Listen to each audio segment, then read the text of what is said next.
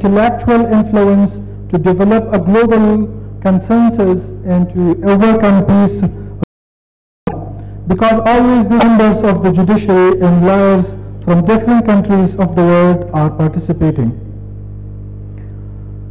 ما در سالهای اخیر شاهد تدویر منظم کنفرانس‌های قاضی القضات‌های جهان به ابتکار مکتب مونتسوری کشور هندوستان هستیم و همه اجنده‌های کاری این کنفرانس را صلح و حمایت از قربانیان جنگ، اطفال و زنان تشکیل داده است که قابل ستایش می باشد.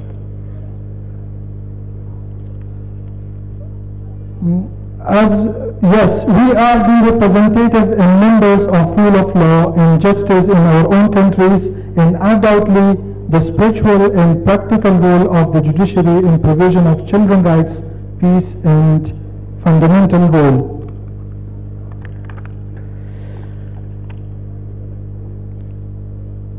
بله، به نمایندگان و تمثیل کنندگان حاکمیت قانون و حامیان حقوق و آزادی‌های مردم و مجریان عدالت در کشورهای خویش خطاب می‌کنیم که بدون شک نقش و تأثیر معنوی و عملی قضا در تأمین حقوق اطفال، صلح و ثبات نقش برازنده دارد و من امیدوارم که این تلاش‌ها به نتیجه مطلوب خواهد رسید. جهان و انسان‌های شریف از مصائب جنگ و پناهندگی رهایی خواهند یافت.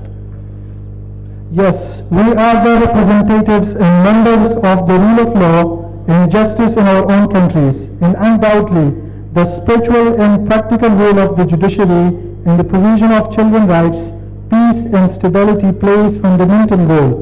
I hope that these efforts will succeed and the world of humanity will be free of the suffering of war and asylum. د ګاندي د هڅو دغه موخې او هدف چې ټاکلی دی په موږ او تاسو امیدوار یو چې یو ورځ خپلو اهدافو ته ورسیږي او همدارنګه د مونیسوټري د سکول شاګردانو او استادانو هڅې په دې لاره کې د ستاینې وړ دي. دوی دې ژوندي وي. السلام علیکم ورحمة الله وبرکاته.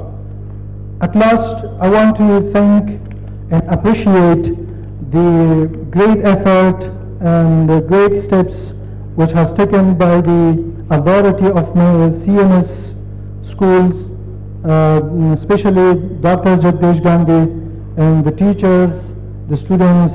Thank you all for your gatheration and for your conference.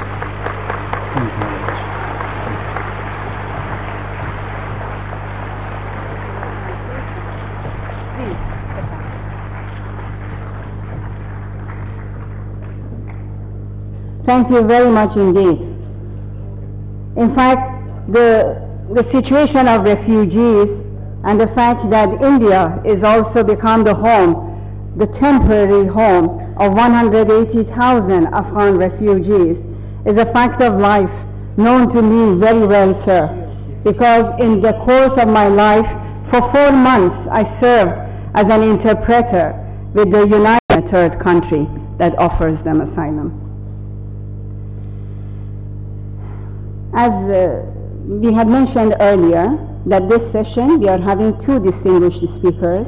I will take this opportunity to also introduce and welcome our most respected Honorable Miss Justice Sarah Thompson James, the Judge of the Supreme Court of Jamaica.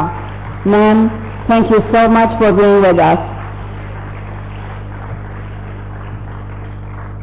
Children have been queuing up over here to ask questions, and having promised that we will take a few questions, so I'm going to invite at least 4 questions for you, sir.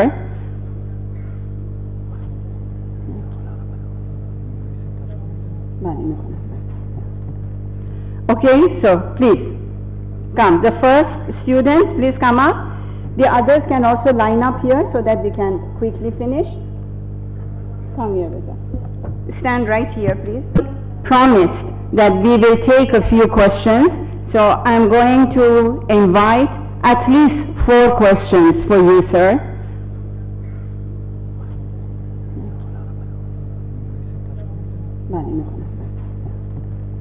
Okay, so please come. The first student, please come up.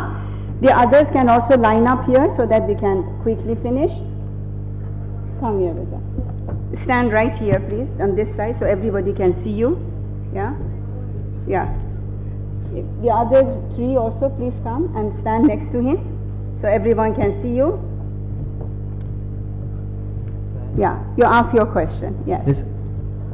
And I will translate for sir. You ask and I will translate. Respected sir, I want to ask that before accepting refugee issue, should the economic well-being of a country be considered? آیا بهتر نیست که قبل از اینکه مملکتی افرادی رو به عنوان پناهنده بپذیره، به عنوان مهاجر بپذیره، وضعیت اقتصادی on this side so everybody can see you. Yeah? Yeah. The other three also please come and stand next to him so everyone can see you. Yeah, you ask your question, yes. And I will translate for sir. You ask and I will translate. Respected sir, I want to ask that before accepting refugee issue, should the economic well-being of a country be considered? آیا بهتر نیست که قبل از اینکه مملکتی افرادی رو به عنوان پناهنده بپذیره، به عنوان مهاجر بپذیره، وضعیت اقتصادی خودش رو در نظر بگیره؟ سوال بسیار خوبی مطرح شد. البته کشورهایی که کنوانسیون بین‌المللی مهاجرت را امضا کردند و متحد هستند، طبعا زمانی که مهاجرین به یک کشور میرن مطابق مفاد کنوانسیون اینا مکلف هستند که با اونمو شرایط. سوال بسیار خوبی مطرح شد. البته کشورهایی که کنوانسیون بین‌المللی مهاجرت را امضا کردند و متحد هستند، طبعا زمانی که مهاجرین به یک کشور میرن مطابق مفاد کنوانسیون اینا مکلف هستند که با اونمو شرایطی که کنوانسیون پیش بینی کرده این مهاجرین را بپذیرند و این کشورها از قبل باید برای آمادگی داشته باشند.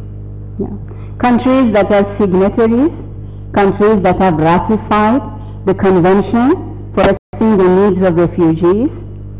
When refugees come to seek asylum in those countries, by the virtue of the fact that they have already signed those conventions, they are duty bound to make themselves available to make conditions possible for accepting refugees. He is thanking you. He is saying your question is very good.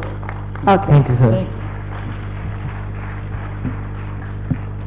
Respected sir, I want to ask what steps این مهاجرین را بپذیرند و این کشورها از قبل باید برای آمادگی داشته باشند. Countries that are signatories, countries that have ratified the convention for addressing the needs of refugees. When refugees come to seek asylum in those countries, by the virtue of the fact that they have already signed those conventions, they are duty bound to make themselves available to make conditions possible for accepting refugees. He is thanking you. He is saying your question is very good. Okay. Thank you, sir. Respected sir, I want to ask what steps Afghanistan government has taken to stop immigration and what other countries should take so who are suffering from the same problem and what other countries should take so who are suffering from the same problem of refugees. مکلف هستند که با اونمو شرایطی که کنوانسیون پیش بینی کرده این مهاجرین را بپذیرند و این کشورها از قبل باید برای آمادگی داشته باشند. Countries that are signatories, countries that have ratified the convention for addressing the needs of refugees. When refugees come to seek asylum in those countries, by the virtue of the fact that they have already signed those conventions, they are duty bound to make themselves available to make conditions possible for accepting refugees. He is thanking you. He is saying your question is very good. Okay. Thank you, sir. Respected sir, I want to ask what steps Afghanistan government has taken to stop immigration and what other countries should take so who are suffering from the same problem of refugees.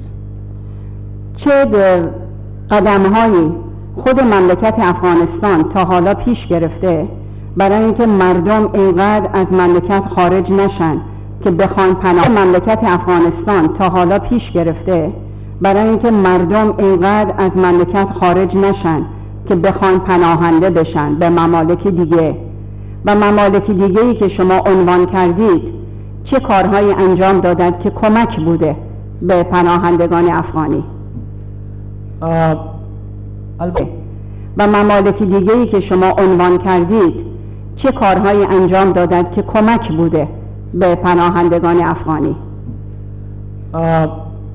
البته سوال دو بخش داره. بخش اولی که متاسفانه افغانستان فعلا هم در یک وضعیت جنگی قرار داره. شما از طریق میدیا میشنوین که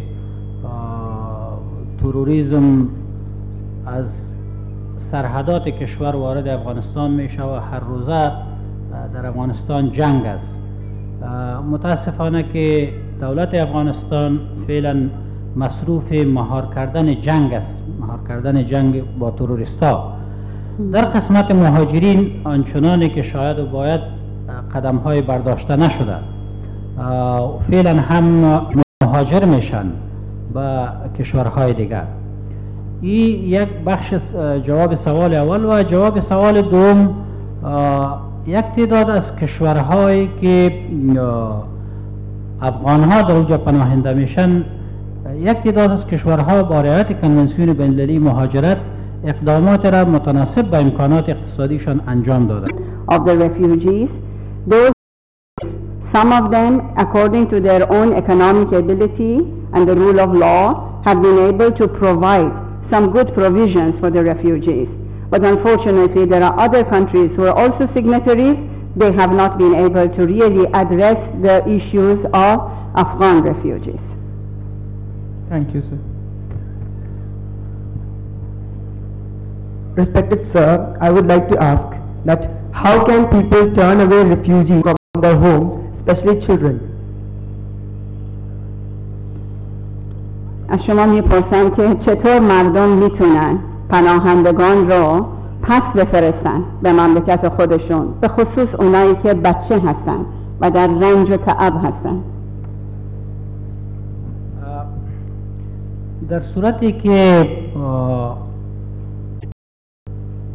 در مملکت امی اطفال امنیت نباشه، صلح نباشه، متاسفانه خود اطفال هم علاقه نمیگیرن که دوباره برگردن به مملکت و یگانه شرط برگشت به مملکت تامین صلح است که این کنفرانس ما که امروز اینجا هستیم به می خاطر دایر شده و تا زمانی که صلح به مملکت نبیاید نه اجبارا اونا را that it is true that most asylum seekers and refugees are extremists.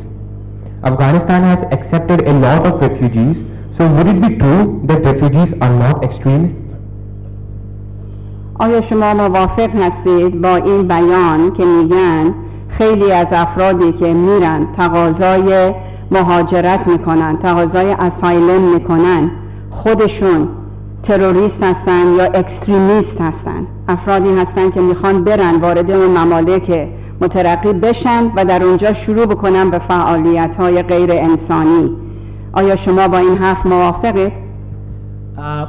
ما موافق نیستم و خوشبختانه افغان هایی که مهاجر میشن به دیگه کشورها ما روی دلایلش قبلا صحبت کردم که ناامنی، جنگ، تروریسم، فقر، موضوعات اقتصادی این باعث ازی میشه که افغان ها کشور را ترک بکنن و تا به حال ما شاهد همچو وضعیتی نبودیم که کدام افغانی در کدام کشوری که مهاجر بوده او دست به فعالیت های تروریستی زده باشه. فقط به خاطر سیف کردن از جنگ پناهنده شدن به او کشورها. Yeah, he doesn't endorse that statement and he says that he can only speak in the case of the Afghan refugees And as far as he knows, all the Afghan people left the country, sought asylum. Shukran. Thank you. Thank you, children. Please. Thank you.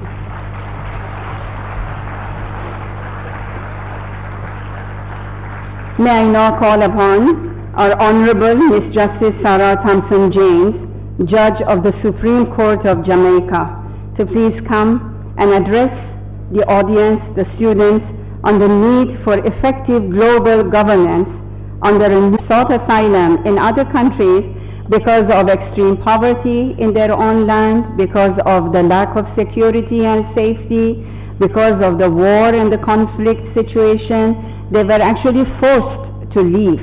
And none of the Afghan refugees, according to his understanding, has ever been involved in any extremist activity or terrorist activities. Shukran. Thank you. Thank you, children. Please. Thank you.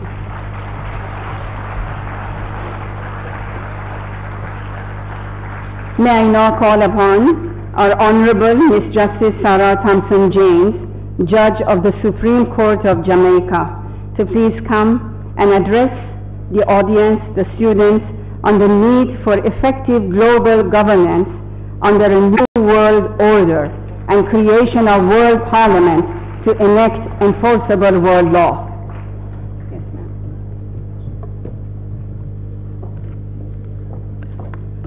Dr. Jagdish Gandhi, Dr. Bharti Gandhi, co-founders of the City of Montessori School, and members of the family, Excellencies, Honorable Chief Justices, judges, principal and students of the City of Montessori School, distinguished guests, ladies and gentlemen, all protocol observed. It is with great pleasure that I stand before you today, representing, so to speak, the Chief Justice of Jamaica, the Honorable Mrs. Justice Zayla Makala, to address you at what I believe to be an incredibly meaningful forum. I bring you warm and sincere greetings from Jamaica, a beautiful island surrounded by the Caribbean Sea, whose people are well known for their warmth and hospitality. Bob Marley, reggae music, and Usain Bolt.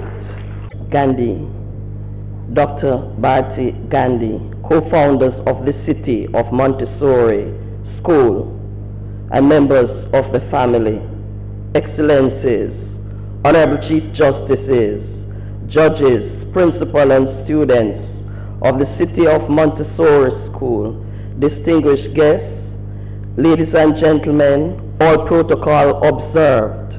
It is with great pleasure that I stand before you today, representing, so to speak, the Chief Justice of Jamaica, the Honorable Mrs. Justice Zayla Makala, to address you at what I believe to be an incredibly meaningful forum.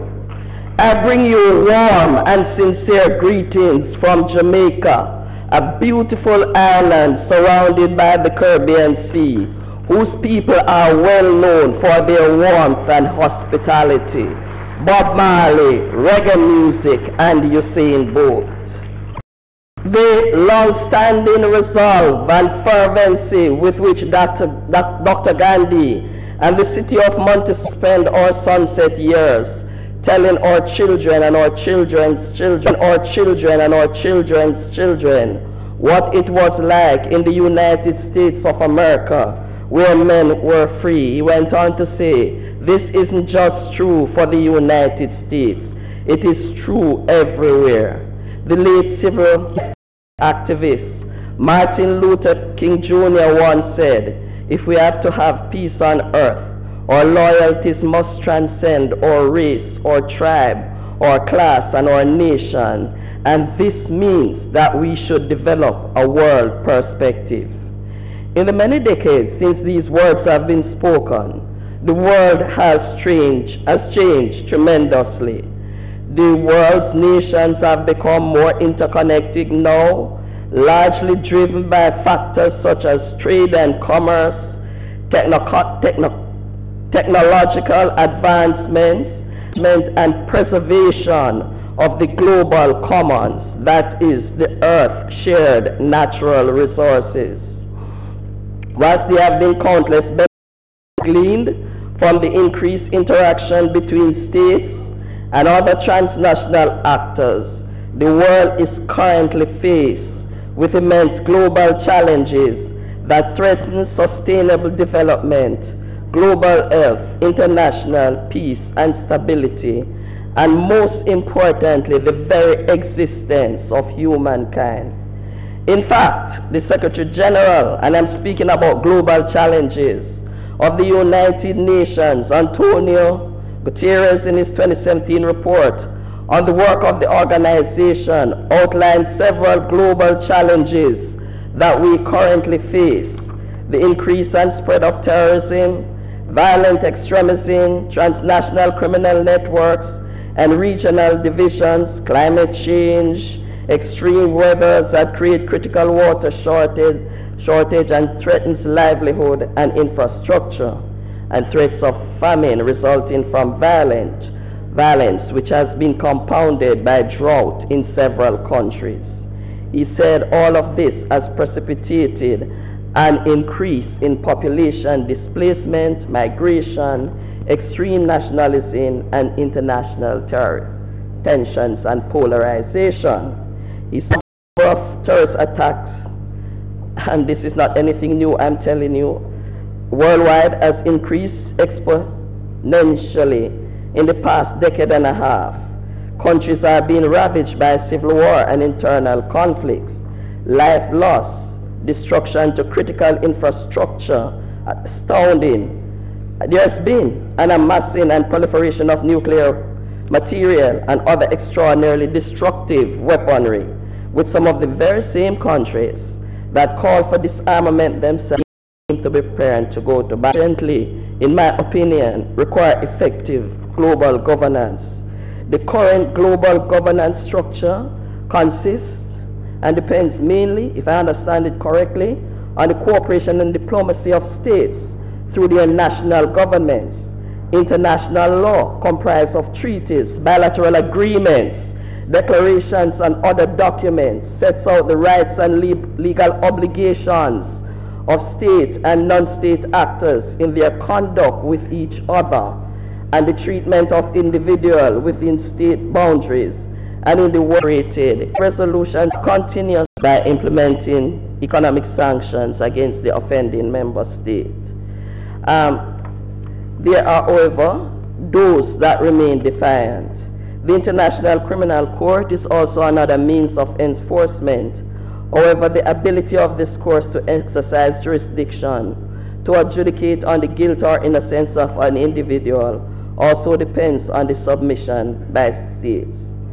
And although there have been ad hoc tribunals instituted in the past to deal with issues like what is happening in Yugoslavia, Rwandan genocide, invasion of Afghanistan, and so on, many of these atrocities continue to occur daily. I find that the weakness in the global governance structure will continue to be a hindrance to an effective system of global governance and the creation of a world parliament. I find the words of political theorist Bernard Cliff, a British political theorist, to be apt here. He said the agony of international Bernard Cliff, a British political theorist, to be apt here. He said the agony of international relation is the need to try to practice politics without the best conditions for political order. And what I mentioned as the perceived unfairness in the UN system continues to be a big challenge. And I wish to emphasize that in all of this, sovereignty and cultural differences of nations cannot be ignored. It's the need to try to practice politics without the best conditions for political order. And what I mentioned as the perceived unfairness in the UN system continues to be a big challenge. And I wish to emphasize that in all of this, sovereignty and cultural differences of nations cannot be ignored. A few suggestions in the interest of time. This morning, Dr. Gandhi said that the children's mind have been trained, the children of the CMS, as evidenced by their approach in the World Parliament. If this training continues, I believe, succeeding generation, if this continues to succeed in generations, then the World Parliament might not remain just a possibility. It will indeed become highly probable. I am of the view that the focus ought well to be a reform of the United Nations into what will appear to be and will be a more fair and inclusive system.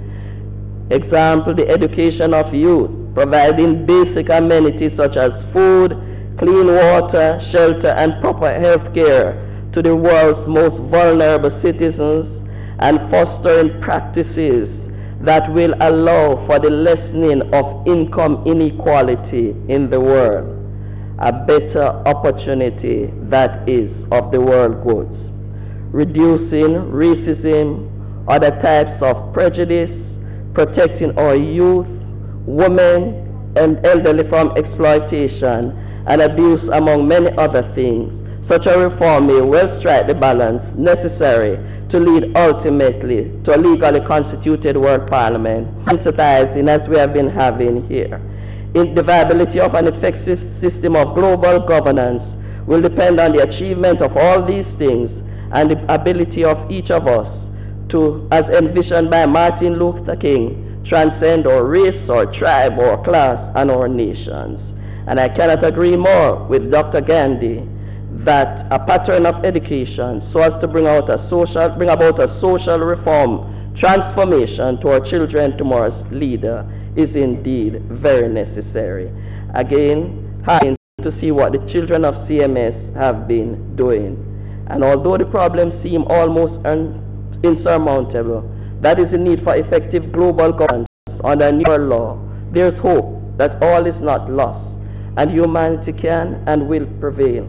It may not happen during my lifetime, but it can happen during the lifetime of our children here at CMS and their children. What is needed, in my estimation, is the will to persevere.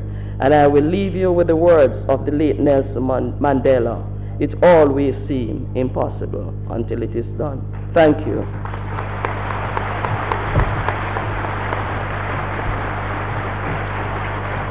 Thank you, Honorable Madam Justice Ms.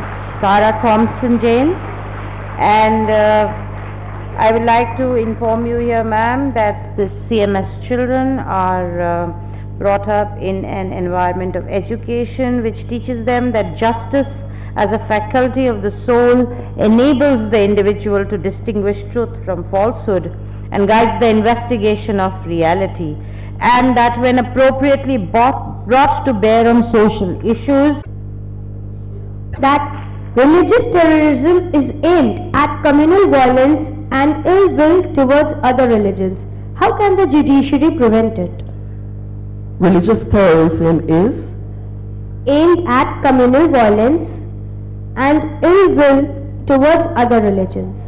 How can the judiciary prevent it? Well, I am not so familiar in my beautiful area of residence as it relates to religious terrorism, but the judiciary is there to ensure that justice is done. And in my view, once something is brought before a judicial tribunal, then it ought to address it and give fair and judicious decision. Thank you. Yes.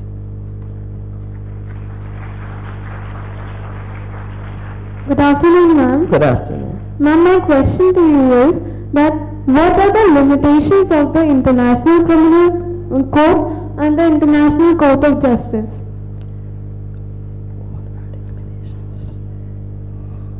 If my understanding is correct, is that the International Criminal Court and the Court of Justice, they are obliged to deal with matters that they have, the municipal courts have agreed to deal with, for them to deal with. So in that respect, they can't just take on a general situation. They are bound within the terms of their obligation to that municipal court. Thank you so much. You're welcome. Respected ma'am, my question to you is that what action can political leaders take? Human rights situation. What the international court is requesting, in my view, is not against the constitution of the country, is fair and is just, then I'm sure it can be implemented. But again, I must point out to you that it all depends, as it relates to municipal law, on the obligations and agreements that they have with the human rights. Of course, there's an article that has been mentioned, it is let me know, that has been accepted and abided by most countries. Thank you, ma'am.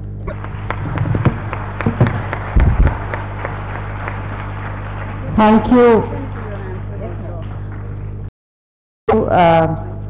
ma'am. And with this, we come to an end of these plenary sessions, the morning session, and we will be breaking up for lunch now. And if if we would come back, we assemble at 1:45 to begin with the next session at 2 o'clock. Thank you once again to all the honorable speakers, and we hope the children had an enjoyable and very informative session.